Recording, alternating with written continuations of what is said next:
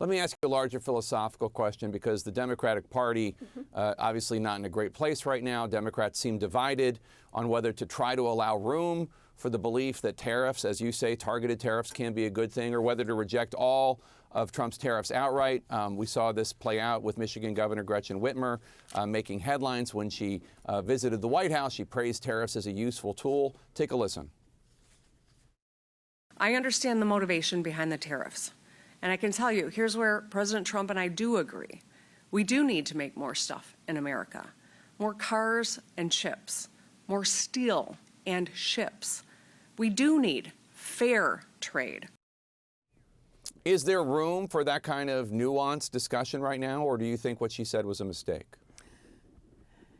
You know, I want to put it slightly differently, and that is, it is a mistake to have the President of the United States out there just playing red light, green light, and saying, oh, this morning I woke up and think the tariffs should be this big.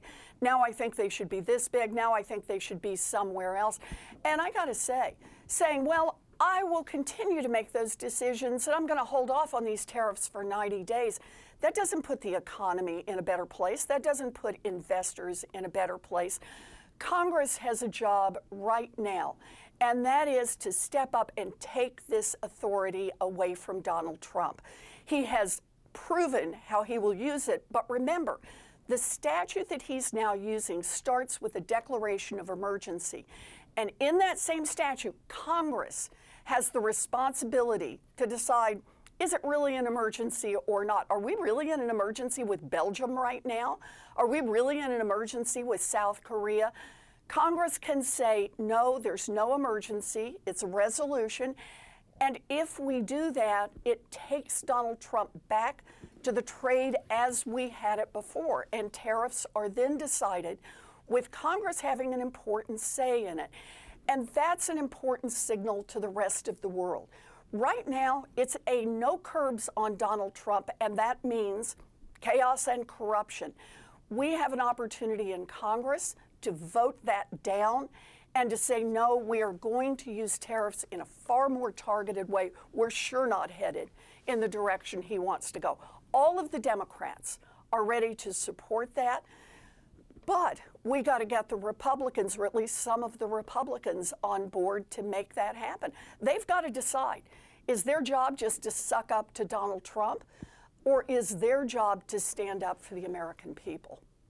JP Morgan says the odds of a recession are now 50-50. Goldman Sachs puts the odds at 45%. You were one of the loudest voices warning about the 2008 financial crisis. What do you think the likelihood of a recession is right now? Well, it's the economists, it's Wall Street are all telling us there's a problem, and the warning lights are flashing red. You know, though, Jake, the part I remember from 2008 is what a recession means.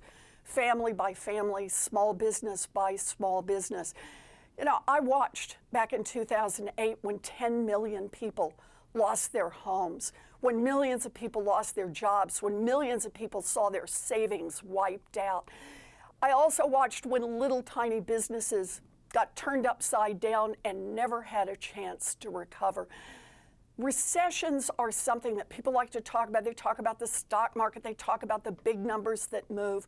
But the reality is they are experienced one family, one small business at a time, and they are hard to recover from. So I am worried that the continued chaos, the continued corruption, the fact that Donald Trump is just out there shooting wildly is pushing our economy in the wrong direction, and the people who are going to feel it most are not the wealthy traders. It's going to be the families and the small businesses who get wiped out.